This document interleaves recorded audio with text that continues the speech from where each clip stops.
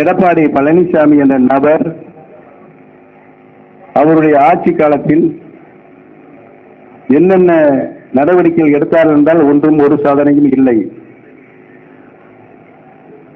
அரசியலில்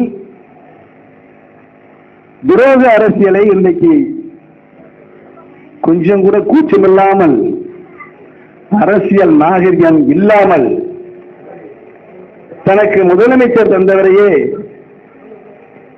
ஊர்ந்து ஊர்ந்து சென்று காலை தொட்டு முதலமைச்சர் பெற்ற எடப்பாடி பழனிசாமி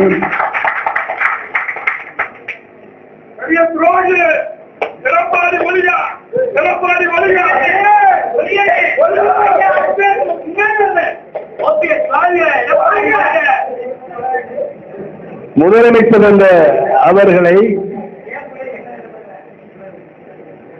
என்ன எந்த உதாரணத்தை சொல்லியவர் கொஞ்சம் கூட நன்றி இல்லாமல் சூரியனை பார்த்து ஏதோ குறைத்துக் கொண்டிருக்கின்ற பாணியில் சொல்லுகின்ற ஒரு நன்றி கட்ட அரசியல்வாதி இந்த உலகத்திலே யாரும் நான் பார்த்ததில்லை.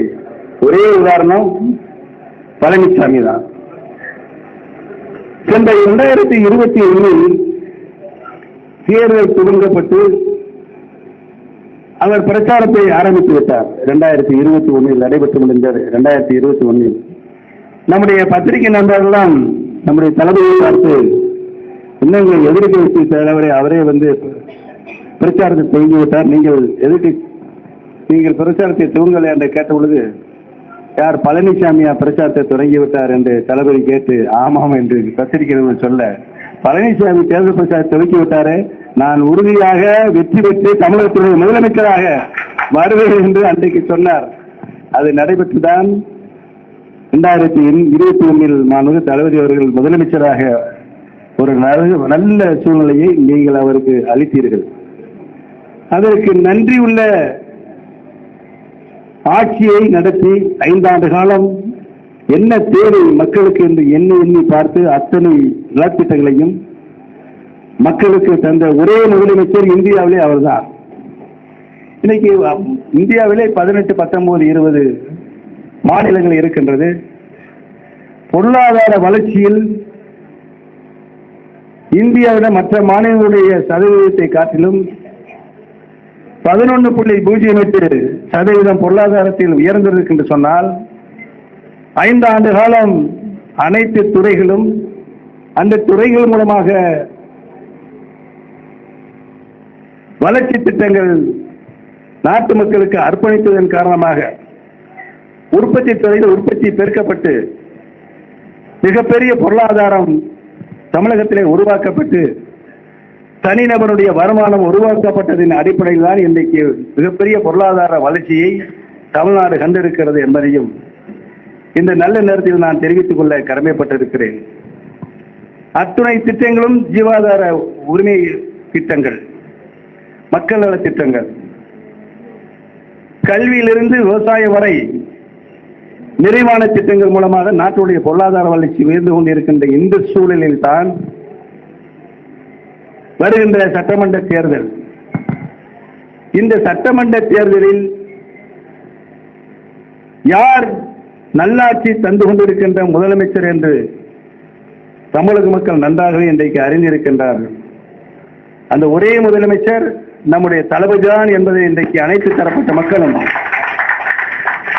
தங்களுடைய இதயங்களை ஏந்திருக்கிறார்கள் என்பதையும்,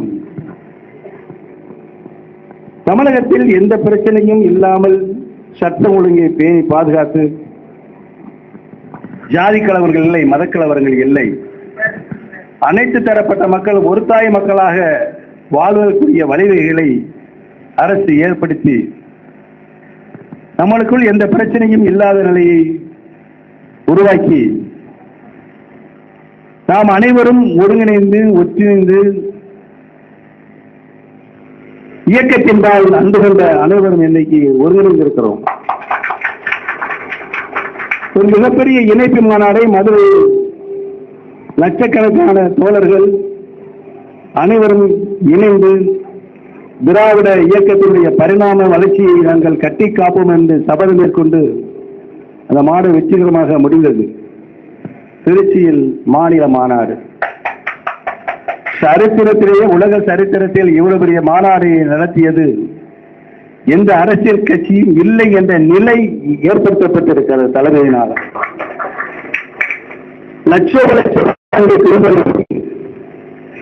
அவ்வளவு மக்கள் அங்கு வருகை புரிந்து நம்முடைய தளபதி ஒரு வீர உரையை அங்கு ஆற்றுகின்ற ஒரு நல்ல நிலையை ஏற்படுத்தினார்கள். அந்த உரையில் இந்த 5 ஆண்டு காலமாக அரசு செய்த சாதனைகளை பட்டியலிட்டு சொன்னார்கள். அந்த பட்டியலில் அனைத்து சிறப்புகளும் சாதனைகளும் இடம்பெற்றிருக்கிறது என்பதை நீங்களாம் நன்றாக அறிவீர்கள். உலகத்திலேயே இவ்வளவு பெரிய மாநாடை நடத்திய பெருமை திராவிடர் மாடல் ஆட்சி நடத்தி கொண்டிருக்கிற நம்முடைய மாண்புமிகு தளபதி அவர்களையே சாரும் என்பதை இந்த நல்ல நேரத்தை தெரிவித்துக் கொண்டு, ஆக வருகின்ற சட்டமன்ற தேர்தல், அந்த சட்டமன்ற தேர்தலில் பெரியவர்களே தாய்மார்களே, நமது சின்னம் நல்லா சொல்லுங்க, நல்லா சொல்லுங்க, இன்னும் 19 சொல்லுங்க.